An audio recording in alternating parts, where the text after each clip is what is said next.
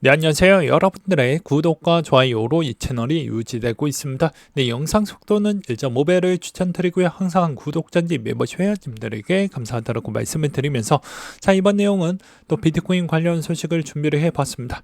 네, 비트코인이 7만 달러 초과하면 숏 청산 강도가 되게 세질 것 같다라는 코인 글래스 내용이 나와 주었는데요.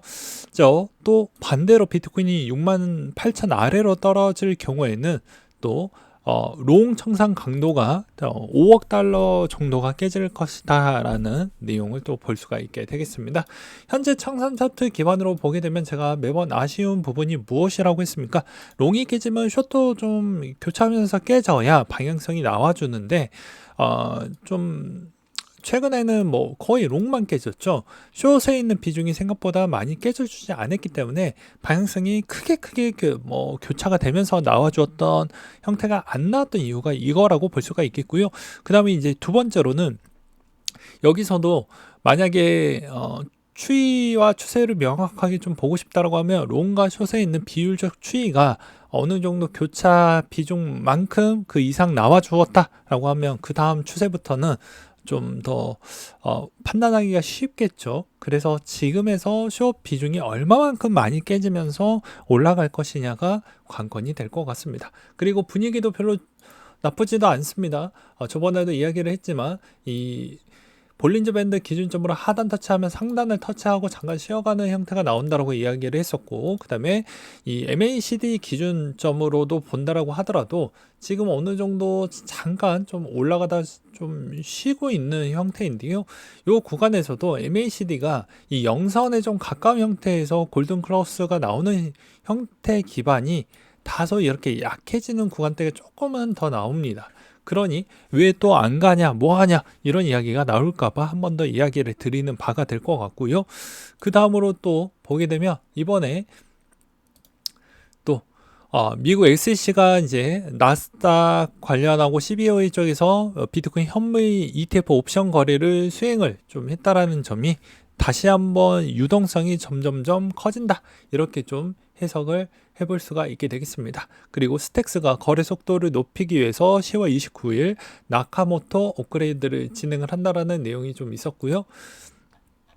그 다음으로 이제 요즘에 이제 민코인이 좀 인기가 좋죠. 예, 민코인이 인기가 좋았던 부분을 보게 되면 아마도 이제 여기에서 비트코인이 좀 오르다가 말겠지 라는 형태가 좀 더 작동을 하지 않았을까라고 저도 생각을 하고 있는 바입니다. 그래서 잠깐 주춤을 할 때, 도미넌스가 잠깐 주춤을 할 때마다 여전히 돈이 흘러가는 패턴은 여전히 민코인 쪽으로 좀 가는 거 아니냐 라고 볼 수가 있겠고요. 최근에 이제 또 슈카월드님이 또 뭐 그 하마코인 있잖아요.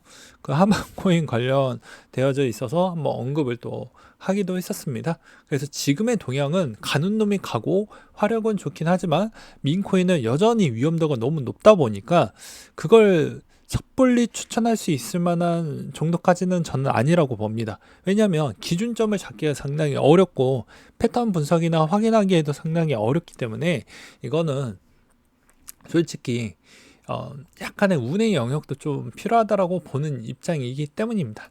그래서 여러분들은 제가 뭐 싫든 좋든 간에 뭐라고 했습니까? 간단하죠. 최근에 이제 비트코인만 하는 게 아니고 유연하게 대처를 하면서 투자를 좀 다각화시킬 필요성이 있어야 수익성을 좀 더 많이 뽑아낼 수 있다라고도 설명을 드리기도 했습니다. 네, 미국의 또 마이크로 스트래티지 2배 레버리지 ETF 같은 경우에도 다시 잠깐 쉬어가다가 또 롱이 나왔습니다. 그러니까 잠깐 쉬어가고 또 롱이 나왔고요. 그 다음으로 이제 요즘에 코인베이스도 또 분위기가 나쁘지 않습니다. 오히려 또 급등을 보여주고 있는 형태를 볼 수가 있기 때문에 이런 사이에서도 같이 멀티로 좀 하시길 바라겠습니다.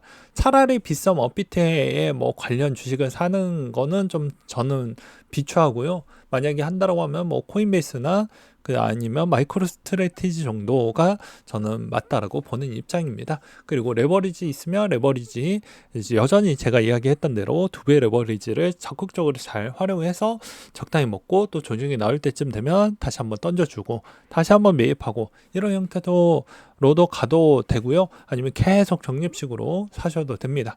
적립을 사실 때는 항상 내려갈 때 2배 레버리지는 내려갈 때만 매수를 하고요. 올라갈 때는 매수하시면 웬만하면 안 됩니다. 이제 내가 이제 어느 정도 정리를 할 때 아니고서야는 들어가는 건 좀 위험 요소가 많이 있다. 라고 말씀을 드릴 수가 있을 것 같고요. 그 다음으로 이제 보게 되면 이제 비트코인 ETF 순이익액이 200억 달러를 돌파를 했습니다. 금 ETF 동일한 수준으로 달성했었을 때 5년 정도 걸린다고 하는데요. 그만큼 더 빨리 도달을 했다라고 볼 수가 있겠고요. 총 통화량 추이도 과거보다는 좀 다르고, 그 다음에 인터넷의 발달 과정에 따른 코인에 따른 뭐 그만큼 수혜도 같이 있었다라고 저는 좀 표현하고 싶습니다. 그래서 지금의 이 구간에서도 포지션이 아무래도 이제 어느 정도 올라왔으니까 여기서 또 눌리겠지 보다는 가둔 놈을 더 가는 형태로 뭐 솔라나나 그 다음에 뭐 이더리움이나 뭐 그 다음에 우리가 흔히 알고 있는 이미 올랐던 거는 좀 제껴두고 뭐 스택스 부분이나 이런 거를 좀 보시면서 좀 많이 눌리고 평균 단가 추이가 어느 정도 몇 개월 정도는 이 가격에서 좀 잘 지탱을 해왔던 알트코인이라고 하면 그렇게 보시는 형태로 접근을 해보면 크게 나쁠 건 없을 것 같다 라고 저는 말씀을 드릴 수가 있을 것 같습니다. 그 다음으로 또 보게 되면 뭐 빗썸에서도 요즘에 이제 성과가 좋은 그런 코인들도 몇 개가 있긴 하는데, 여전히 이제 솔라나가 좀 부담스럽다 하면 솔라나 밑에 있는 에코시스템으로 가는 방향도 좋습니다. 왜냐면 최근에 이제 ETF 펀드 기반에 있는 요소들도 뭐 좋은 성과가 나오고 있기 때문입니다. 그래서 상위 ETF 추이에서도 최근에 이제 크립토계 많이 올라와져 있는 상위권을 다시 한번 재집을 했기 때문에 아마도 솔라나에 있는 에코시스템 쪽도 요즘에 좀 많이 좋을 것으로 저는 보고 있는 실정입니다. 그래서 요즘에 뭐 관련되어져 있는 솔라나 민코인 애들도 나쁠 건 없다라고 보는 입장입니다. 그 다음에 이제 여전히 뭐 싫든 좋든 제가 저번에도 매번 이야기를 했지만 BRC20하고 그 다음에 룸 프로토콜이 분명히 한번 대세장이 있으면 반짝반짝 할 겁니다. 원래 밈이라는 게 뭐 어떠한 특정 요건 사이가 없이 나왔기 때문에 그런 거를 좀 집중을 하면서 가져가는 게 맞지 않을까 싶어요. 그래서 그런 거를 좀 보시면서 대응을 하시기 바라겠고요. 그리고 항상 나는 그래도 이번에 대세장 기준점을 아직도 확인하기가 좀 어려운 것 같습니다. 라고 하면 이것도 이제 꿀팁 중에 하나인데, 가장 시총이 뭐 빗썸 중에서 가장 시총이 낮거나 업비트에서 가장 시총이 낮았던 거를 좀 찾아보세요. 그 중에 하나를 뭐 한 개 정도를 한번 사보셔도 상관이 없습니다.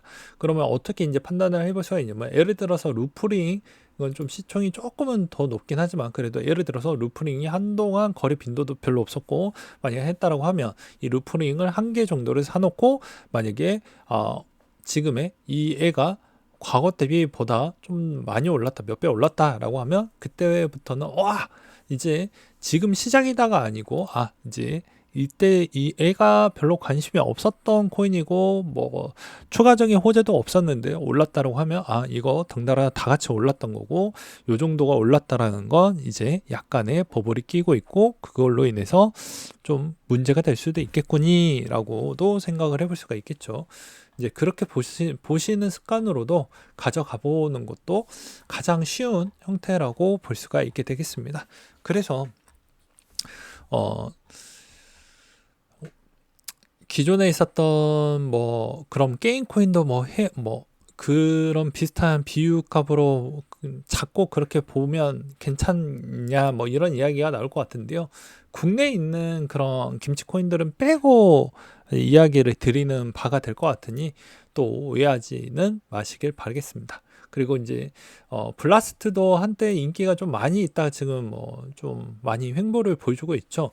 그러면 이제 이런 것도 이제 슬슬 관심을 좀 가져볼 필요성은 저는 있다라고 보는 입장입니다.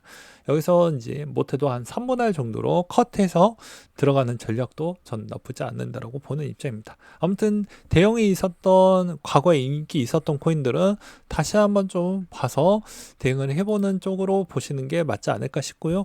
그 다음에 원래 이제 유틸리티 코인으로 많이 쓰였던 코인들은 잠시 주춤만 할 뿐, 그리고 그런 여러분들이 원했던 그런 드라마틱한 그런 수익성까지는 아니지만 그래도 괜찮은 가격대를 좀 지지하면서 우상향 패턴을 나와주는 형태이기 때문에 그런 거를 좀 잘 보시기 바라겠습니다. 뭐 디파이나 오라클 부분이 뭐 대표적이라고 볼 수가 있겠죠. 네, 오늘은 여기까지 설명을 드렸고요. 이 패턴은 제가 봐도 아마도 여기에서 전환전 시기가 저는 오고 있는 시장이라고 보고 있기 때문에 한동안 올 연말이나 내년 초 때까지는 나쁘진 않을 것으로 저는 보고 있기 때문에 참고하시길 바라겠습니다.